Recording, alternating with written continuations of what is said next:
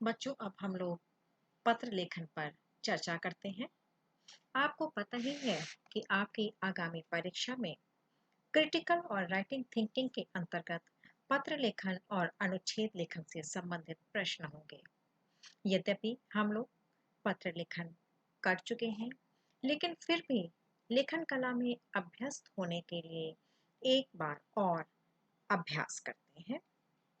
सबसे पहले हम लोग इसके प्रारूप को देखते हैं, जो कि अत्यंत आवश्यक होता है, क्योंकि इसमें जरा सी भी गलती होने पर अंक कटने की संभावना होती है। सबसे पहले हम लोग बाईं ओर अपना पता लिखते हैं।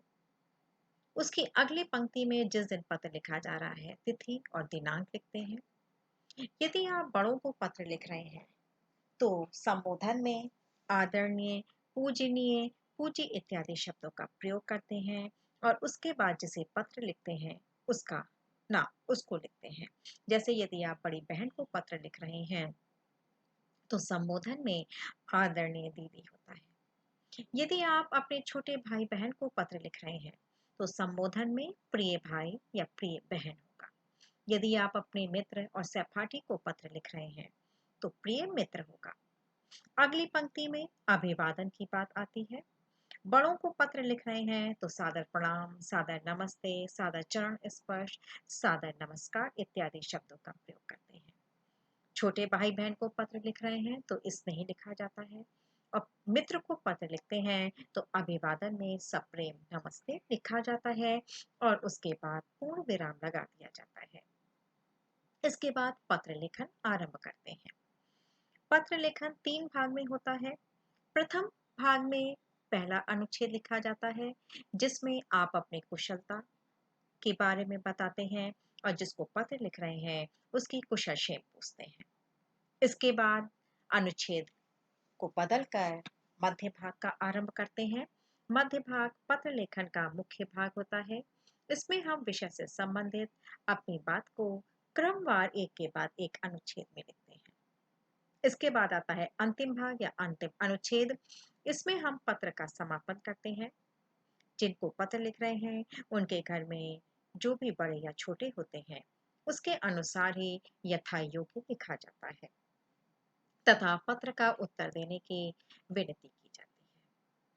पत्र समाप्ति में हम लोग यदि बड़ों को पत्र लिख रहे हैं तो अंत में आपका भाई, आपकी बहन, आपका पुत्र, आपकी पुत्री, आपका भतीजा, आपकी भतीजी इत्यादि लिखा जाता है और उसके बाद अपना नाम लिखा जाता है। यदि छोटे भाई बहन को पत्र लिख रहे हैं तो समापन में तुम्हारा भाई, तुम्हारी बहन लिखा जाता है और उसकी अगली पंक्ति में अपना नाम लिखा जाता है। और यदि मित्र को पत्र लिख रहे हैं तो समापन में तुम्हारा मित्र, तुम्हारी मित्र लिखा जाता है और उसकी अगली पंक्ति में अपना नाम लिखा जाता है। बच्चों, क्योंकि यह अनौपचारिक पत्र है, इसलिए इसमें अपना पूरा नाम नहीं लिखा जाता है, बल्कि केवल नाम लिखा जाता है। बच्चों, प्रारूप का एक मुख्य भाग लिफाफा होता है। यदि आप पत्र लिख रहे हैं तो पत्र को भेजेंगे भी, तभी तो वो पत्र प्राप्तकर्ता को प्राप्त होगा। इसके लिए मुख्य रूप से आपको लिफाफा बनाना होता है।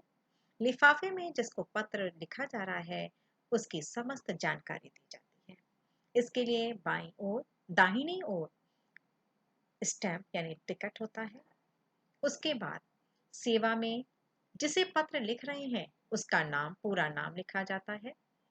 उसकी अगली पंक्ति में जिसे पत्र लिखा गया है उसका पता लिखा जाता है और बाईं ओर नीचे कोने में आपको अपना नाम और अपना पता लिखना होता है। इस तरह बच्चों, पूरा प्रारूप यदि आपने सही तरीके से लिखा होता है तो इसमें अंक काटने की संभावना नहीं होती है। उम्मीद है कि आप लोग आगामी परीक्षा में प्रारूप पर ध्यान देंगे और पूरी तरीके से, सही तरीके से प्रारूप लिखेंगे।